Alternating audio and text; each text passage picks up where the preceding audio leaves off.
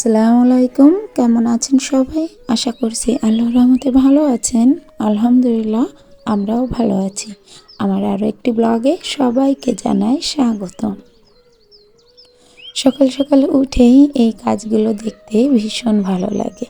গ্রামে সবাই এখন ধানগুলো উল্টোপাল্টা করে দিচ্ছে, আর যেগুলো দলা করা ছিল সেগুলো মেলে দিচ্ছে। এখন তো রোদ উঠছে আস্তে আস্তে, আর এই মিষ্টি মিষ্টি রোদের মাঝে আমি হাঁটতে যাচ্ছি আমার ফুফাতো বোনের বাড়ি। আর এই রাস্তা দিয়ে হাঁটার সময় কত খেজুর গাছ দেখছি। খেজুর গাছগুলো কাটা হয়েছে, তো এই ছোট ছোট খেজুর গাছগুলাও ভার দেওয়া হবে, আর কয়েকটায় তো ভার বসিয়েও দিয়েছে। আর যেদিকে চোখ যায় সেই দিকেই হলুদের ফুল। হলুদ ফুলের মাঝে যে এত সুন্দর লাগছে, সবুজ আর হলুদ, পুরো মাঠগুলা একদম সবুজ আর হলুদে ভরপুর। তো ফাইনালি এসে পড়েছি আমি আমার ফুফাতো বোনের বাসায়। তো এখানে দেখছি যে তিতি মুরগি, এই মুরগিগুলাকে তিতি মুরগি বলে। তো গ্রামের বাসায় সব কিছু হয়তো আমি দেখাতে পারবো না ক্যামেরা অন করে, কেননা সবাই তো ক্যামেরা সামনে আসতে চায় না, অথবা ক্যামেরাটা করব সেটাতেও রাজি থাকে না। তো কারোর মনের বিরুদ্ধে যে ক্যামেরা করাটা আমার কিন্তু অপছন্দের। তো যাই হোক, এটা আমার ফুফাতো বোনের বাড়ি। তো গ্রামের ভিতরে এরকম সুন্দর একটা ছোটোখাটো বাড়ি কিন্তু আমার বেশ পছন্দ। গ্রামের আবহাওয়াটাও থাকবে, পরিবেশটাও থাকবে, আর সেই সাথে এরকম সুন্দর লাক্সারি একটা বাড়ি। আর কি দরকার, আর কিছুই প্রয়োজন হয় না। এরকম সুন্দর একটা বাড়ি এবং গ্রামের পরিবেশ দুইটা যদি একসাথে থাকে। আজ আপনাদের সাথে শেয়ার করব আমার ফুফাতো বোনের রুম ট্যুর। তো এই রুমটা কিভাবে গ্রামের ভিতরে এত সুন্দর করে করা হয়েছে সেটাই দেখাবো। এই দরজাগুলোর নকশাটাও কিন্তু বেশ সুন্দর হয়েছে, প্রত্যেকটা কাঠের দরজা, আর নিচের যে টাইলসটা দিয়েছে সেটাও কিন্তু আমার কাছে বেশ ভালো লাগছে। তো আগে থেকেই বলি, আমার ফুফাতো বোনের বাড়ি এখনও কমপ্লিট হয়নি, আর ওনার একটা মাত্র মেয়ে। তো সে মেয়েটার তো বিয়ে হয়ে গেছে, আর আমার ফুফাতো বোন একাই। আর আমার দুলাভাই বিদেশ থাকে, তো সে কারণে উনি একাই অতটা ভালোভাবে গুছায়ে এখনও ফার্নিচার উঠাতে পারিনি। নতুন বাড়ি, তবে যতটুকু আছে সেগুলো দেখাচ্ছে। এটা একটা রুম, আর এটার সাথে একটা জয়েন্ট বাথরুম, মানে অ্যাটাচ বাথরুম আর কি। আর এই যে কর্নারটা, এখানে একটু ফ্রিজ বা ওভেন রাখার একটা পয়েন্ট করে রেখেছে। আর এইটা হচ্ছে রান্নাঘর। তো রান্নাঘরে এই অল্প স্বল্প এখনও কাজ বাকি আছে, পুরো কমপ্লিট হয়নি। আর গ্রামের মানুষটাও হয়তো অতটা ভালোভাবে বুঝতেও পারছে না কোন মডেলটা করবে। আর এটা হচ্ছে আমার আপুর বেডরুম।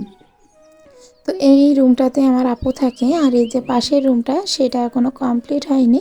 তো ওনার মেয়েটা তো বিয়ে হয়ে গেছে, খুবই অল্প বয়সে বিয়ে দিয়ে দিয়েছে। এবার হয়তো 9 পড়ে মেয়েটা।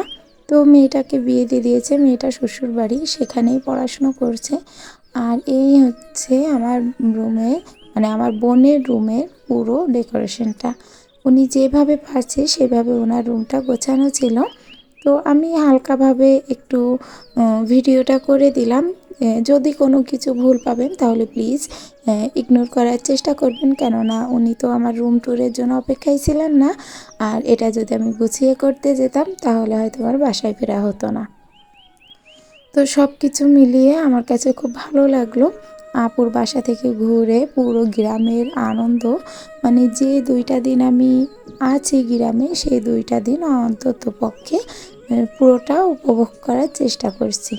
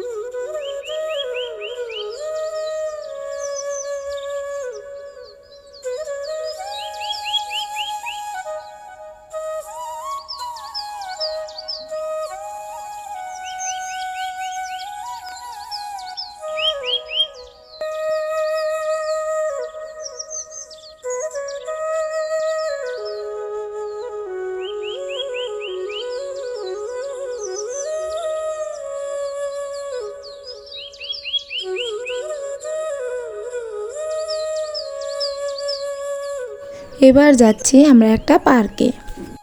আমাদের এখানে অনেক বড় একটা বাওড় আছে, ফতেপুর বাওড়। তো সেই বাওড়ে অনেক ছোটোবেলা থেকে আমরা কিন্তু পিকনিক করতে আসতাম, কিন্তু সেই জায়গাটা কোনো পিকনিক কর্নার ছিল না। এমনি স্বাভাবিক ওটা প্রাকৃতিক এত সৌন্দর্য যে প্রকৃতির সৌন্দর্যের কারণে অনেক লোক ওখানে পিকনিক করতে আসতো। আমরাও ছোটোবেলায় এসেছি, তবে সেই জায়গাটা শুনছি এখন নাকি পিকনিক কর্নার হয়েছে। তো যখন ছোটোবেলায় একটা জায়গায় আমরা মজা করে পিকনিক করেছি শুধুমাত্র প্রাকৃতিক সৌন্দর্যের জন্য, তো সেই জায়গা যদি শোনা হয় যে পিকনিক কর্নার হয়েছে এতটা সৌন্দর্যের কারণে, তো সেই কারণে একটু দেখতে আসলাম। তবে হ্যাঁ, ভুল হয়ে গেছে আমার, আমি পুরো পিকনিক কর্নারটা ঘুরে দেখাতে পারিনি। আর আমি যে দেখাবো এখনও অনেক কাজ এখানে বাদ রয়েছে, অনেক কিছু সবে তৈরি হচ্ছে। আর ফোনেও চার্জ ছিল না, তো সে কারণে কোনো রকম অল্প কিছু ভিডিও করতে পেরেছি। আর তারপরে একটু বিকালের দিকে মানে সন্ধ্যা তো হয়ে গেছে, সেই টাইমে বাসায় ফিরে আসতে হয়েছে আমাকে। আর এটা হচ্ছে তার পরের দিন। তো বাসায় ফিরে এসেই এখানে যে দুধগুলা আনছিলাম সেই দুধগুলা এখন একটু জাল দিলাম, জাল দিয়ে একটু ফ্যানটা ছাড়লাম, ফ্যানটা ছেড়ে ভালো করে নাড়িয়ে নাড়িয়ে ঠান্ডা করছি আবার।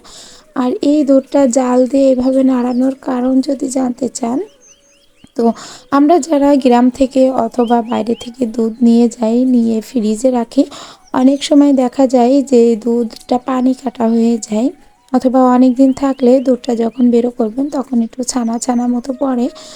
তো সেই দুধটা খেতে কিন্তু ততটা ভালো লাগে না, আবার অনেক সময় মনে হয় যে না, যে রিয়েল যে দুধটা সেরকম লাগছে না। তো এইভাবে করে যদি আপনি অনেক দুধ ওই গ্রাম থেকে অথবা কোথাও থেকে কিনে নিয়ে আসতে পারেন, তাহলে এইভাবে একটু একটা বলক দিয়ে রাখবেন, মানে একটু জাল দিয়ে ভালো মতো গরম করে ঠান্ডা করে তারপর যখন বোতলে ভরে রাখবেন, তখন কিন্তু এই দুধটা আর কাটবে না, আর এটা পানি পানিও ভাব আসবে না। এটা কিন্তু একদম ঠিক যেমনভাবে রেখে দেবেন তেমন টাটকাই থাকবে। যদিও ফ্রিজে থাকে, কিন্তু আপনারা যারা ফ্রিজে দুধ রাখেন দেখবেন এক সাইডে পানি এবং এক সাইডে দুধ পুরোপুরি বোঝা যায়। আর তাছাড়াও ওটা অনেক দিন রাখা যায় না। তো গ্রাম থেকে প্রায় 15 কেজি মতো দুধ নিয়ে এসেছি। তো সেই দুধটা তো এত দুধ অল্প দিনে খাওয়া সম্ভব না, তো ভালো করে জাল দিয়ে আবার ঠান্ডা করে রেখে দেব। গতকালকের যে ভিডিওটা আমি দিয়েছিলাম সেটাতে আমি দেখিয়েছিলাম যে খাঁটি গুড় কিভাবে তৈরি হয়, আর আজ দেখাচ্ছি মোয়া কিভাবে তৈরি হয়। তো এই মোয়াটা এত ভালো লাগে খেতে, আমি এর আগে কখনো মোয়া তৈরি করা দেখিনি, এই প্রথম। তো আমার হাজব্যান্ড তো গ্রামে থাকে, আমার শ্বশুরবাড়ি গ্রামে, তো সেই কারণে উনি জানে অনেক কিছু কিভাবে কি করতে হয়। তো আমাকে বলছে যে আমি পারি, তো আমি বলছি তুমি ঠিকঠাক পারো তো? তো বলছে হ্যাঁ আমি পারি, কিন্তু আমি তো যদি যেতাম তাহলে পুরো হালুয়া হয়ে যেত, কারণ আমি ভাবছি গুড়ের ভিতর হয়তো পানি দিয়ে মুড়ি দিয়ে জাল দিতে হয়, তাহলেই হয়তো মোয়াটা হয়। তো দেখি না, উনি গুড়টা যতটুকু তরল ছিল সেটা আরও জাল দিয়ে দিয়ে দিয়ে দিয়ে একদম ঘন করে ফেলেছে, এবং এটা কালারও চেঞ্জ হয়ে গেছে, একটু কালচে কালচে কালার আসছে। সেই পর্যায়ে যে মুড়িটা দিয়ে দিয়েছে, মুড়িটা দিয়ে ভালো করে নাড়াচাড়া করে এভাবে এই পর্যায়ে কিন্তু একদম স্লো রাখতে হবে আপনার চুলা অথবা ইন্ডাকশনের আঁচ, মানে পাওয়ারটা আমি এখানে 120 পাওয়ারে দিয়েছি, যে কোনো রকম হালকা তাপটা থাকবে যাতে তলাটা না ধরে, আবার যাতে ঠান্ডাও না হয়ে যায়। এবার এটা তো পাক করা হয়ে গেল, এখন মোয়া তৈরি করার পালা। তো আমি ভীষণভাবে এক্সাইটেড যে আমি এই প্রথম আমার নিজে হাতে মোয়াটা তৈরি করব।